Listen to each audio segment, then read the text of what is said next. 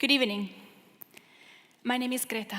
I love my job, and I would love to help each and every one of you discover your own purpose at work and in life. My name is Greta. I hate my job. I have no idea why you're all looking at me or how you expect me to possibly help you with your own work. I can't think about my job right now. Actually, all I think about is my job. I'm sorry, I'm Greta. I love my job. I think I'm so tired. I don't know what to think. I'm getting desperate now. Can you help me?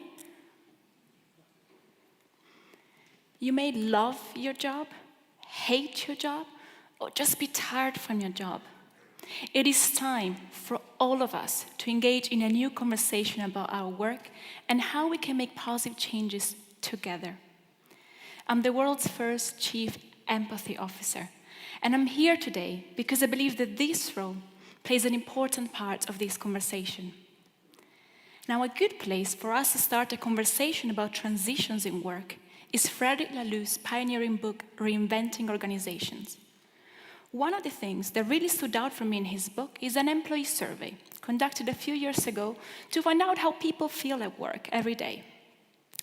Those of you who are lucky ones to be sitting in the first, second, and half of the third circle, you represent 30% of people who feel engaged at work, like our first Greta. You love your job and you feel you're really thriving at work. Unfortunately, for those of you sitting here in front of me, life is not so good. You represent around 40% of people who feel either detached or actively disengaged at work, like our second Greta. You hate your job, and you wonder when you can survive much longer. And unfortunately, those of you sitting up there in half of the third circle and fourth circle, you represent 20% of people who feel unsupported at work, like our third Greta.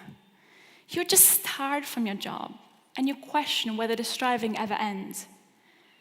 Now, if you're anything like me, of course, at some point, you'll have experienced the full range of these feelings towards work, and perhaps you continue to swing between each of them.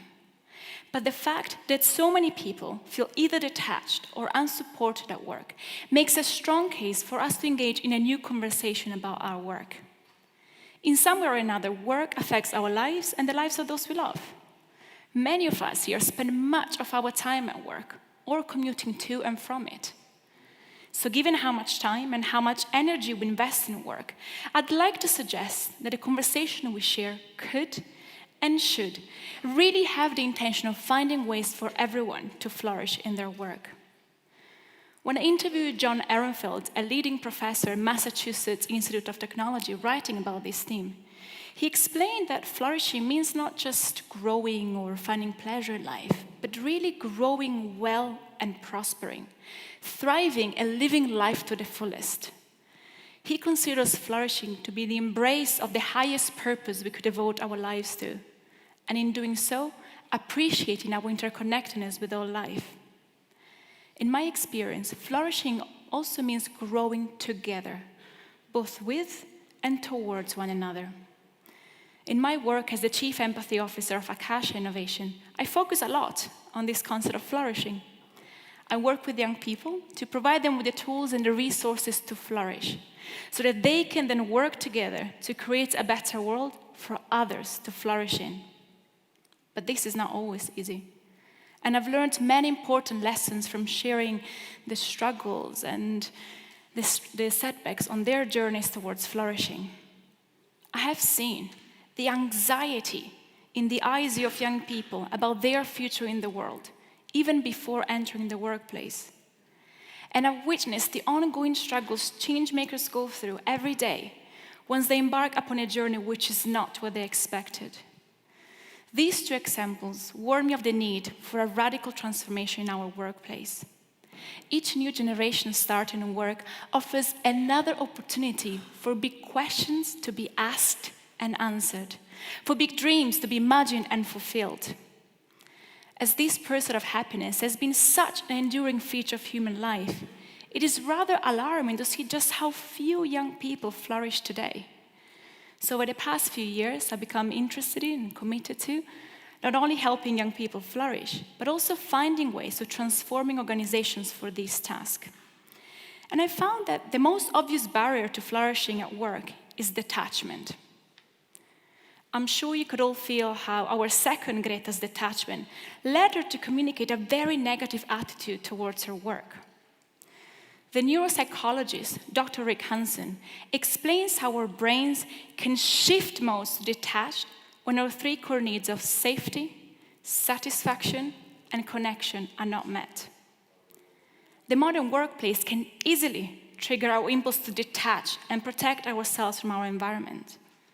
But it doesn't have to be this way. We can change organizations to meet our core need to feel safe and secure. Just consider how job security and safe workspace are becoming more widely appreciated. We can also ensure that organizations meet our core need to feel satisfied and appreciated at work. New organizations and new generations are increasingly more attracted to work for organizations that are purpose and values-led and focus on intrinsic rewards than working for organizations that offer extrinsic rewards, such as high salaries. We could even transform organizations to meet our core need to feel cared for and connected. However, many organizations today neglect this basic need for connection and can even discourage the fostering of genuine and meaningful relationships, all in the name of professionalism. Recent breakthroughs in neuropsychology reveal the potential problems when organizations are neither willing nor able to foster meaningful connections. Matthew Lieberman has observed how a drive for survival has shaped our evolution to be able to think as social creatures. So in a way, our brains are hardwired to experience social disconnection like physical pain. And if social disconnection is sustained over long periods of time, it can severely harm our well-being. So disconnection at work is an issue we need to address. And I know this may seem trivial when compared to the major crises we're facing around the world, but disconnection at work can lead to detachment.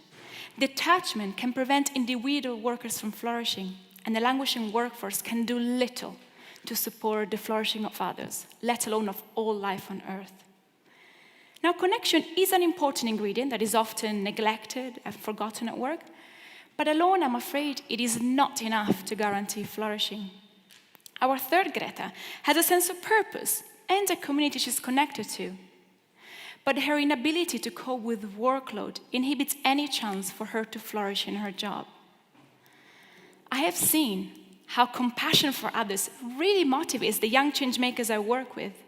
And yet, many still languish as they become overwhelmed by the sheer amount of the good work left undone. The strong desire to make an impact, to make a positive change in the world, leaves them open to emotional exhaustion and physical burnout.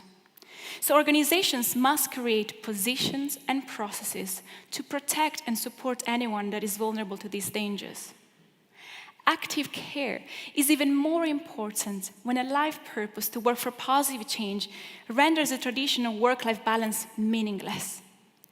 The real danger for change makers is that the emotional and physical demands of working life, if left unchecked, can soon spill over and undermine health and well-being in life at home.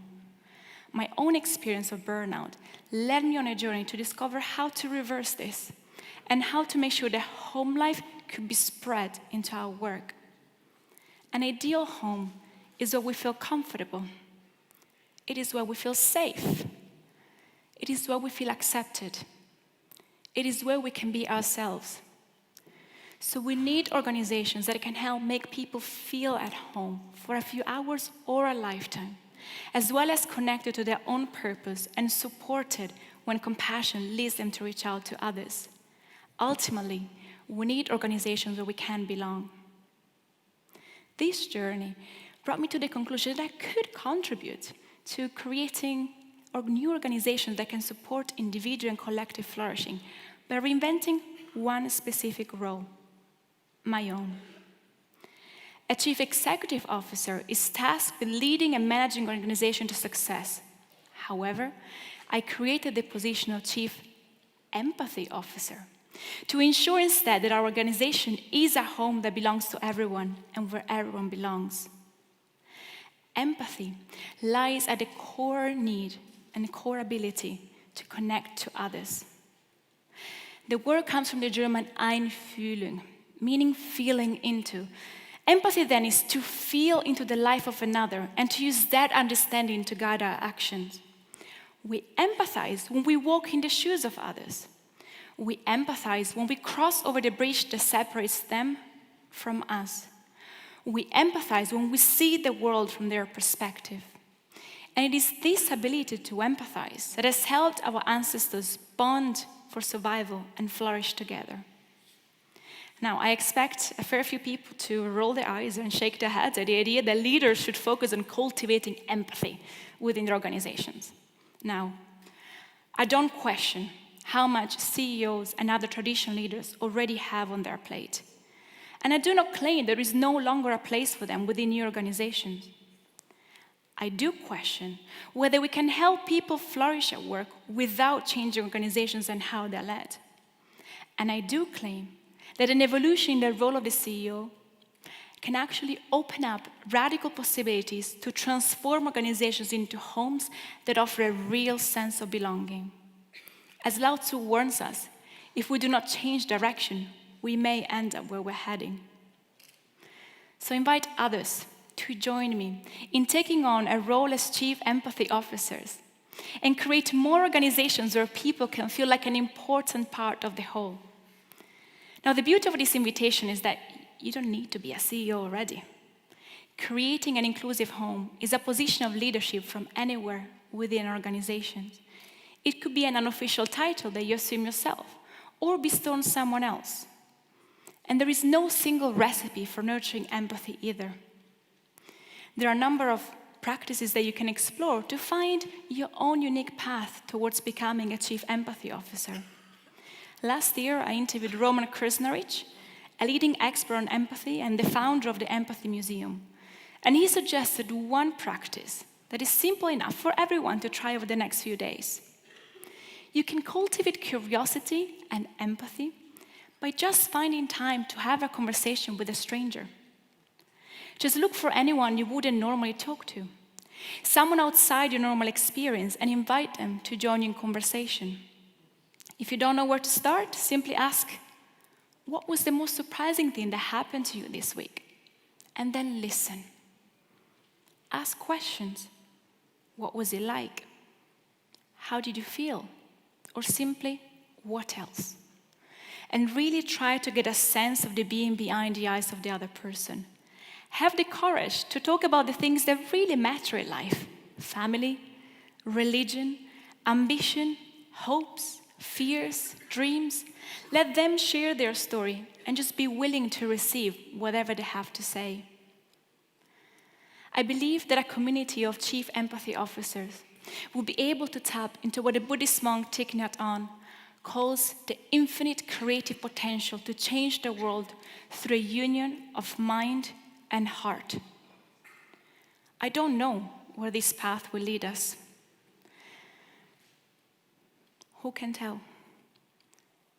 But I do know about the immediate changes that expanding our circle of empathy would bring about in our lives, our organizations, and in the whole world. For in the end, our journey is one of self-transformation to rediscover what it means to be human and what it means to act together to create a world for all life to flourish in. A transition to embrace the role of the Chief Empathy Officer can encourage us to make the leap in consciousness that is needed to craft resilient organizations that have human and natural flourishing at the heart of their missions. So, as the world's first, hopefully not last, Chief Empathy Officer, I'd like to invite you to become a Chief Empathy Officer in your own organizations, even in your own families and communities. Act as local hosts of a world that belongs to everyone and where everyone belongs. Together, we can create a world of flourishing. Thank you.